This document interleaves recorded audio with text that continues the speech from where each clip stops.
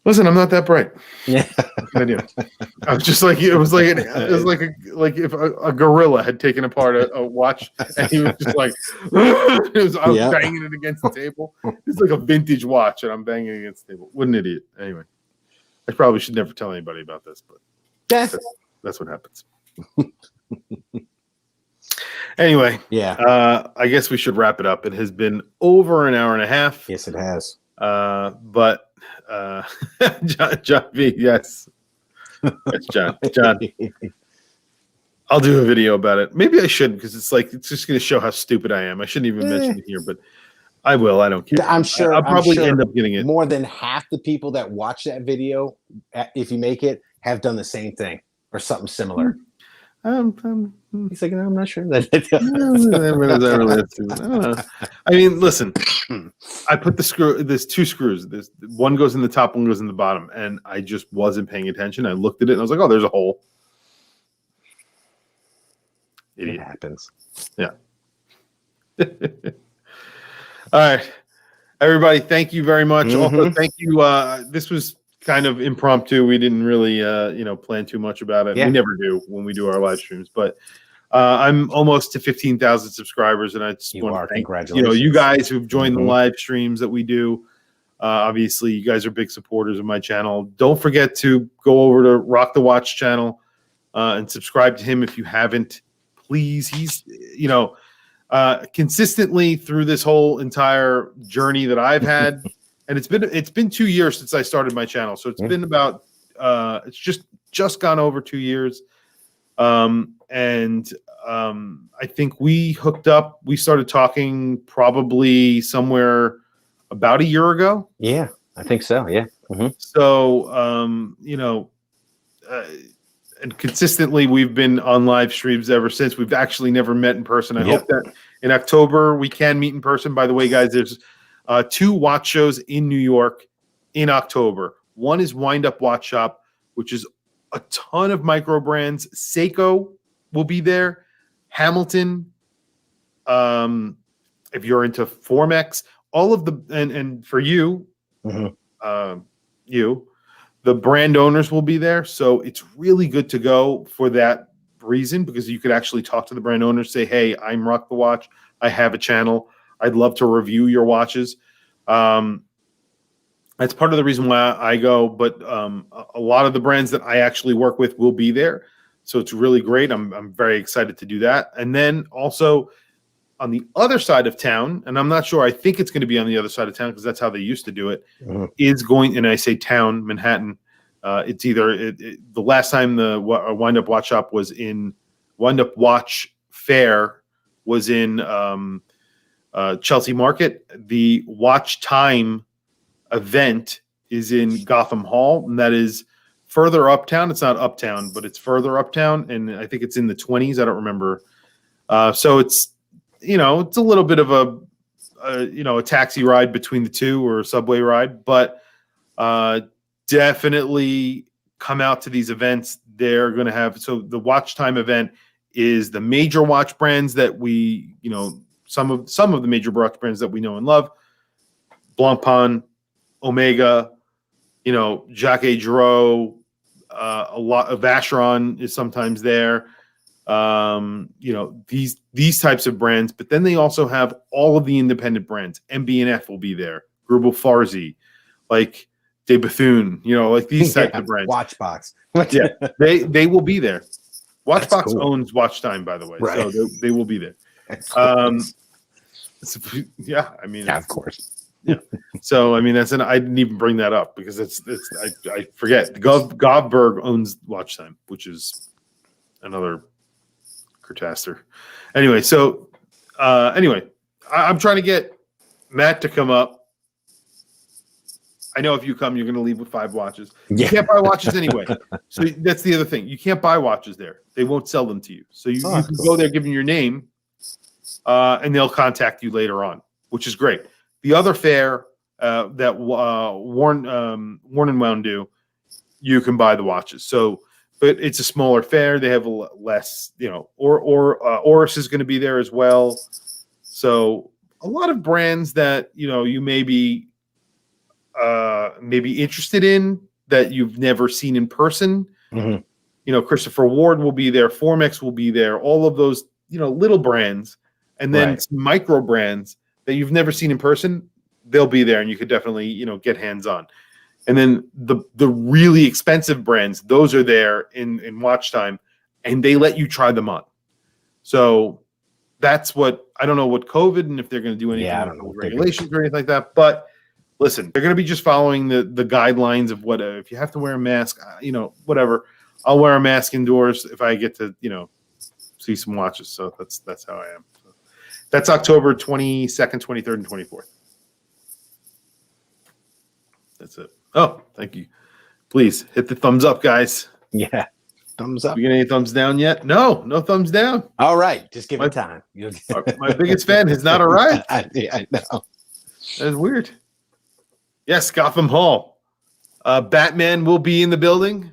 Yes, it's called Gotham Hall. That's the name of the hall. It's just a really nice place, though. Anyway, thank you guys for joining us, and hopefully I see you guys in October. But we'll be doing a live stream in a couple of weeks anyway. I'm just talking about October, but anyway, thank you guys for logging on. Don't forget, rock the watch. Go over to his channel, check it out, and have a good night, guys. Have a good weekend. And for those of us in the U.S., have a good long weekend. Yep. Later.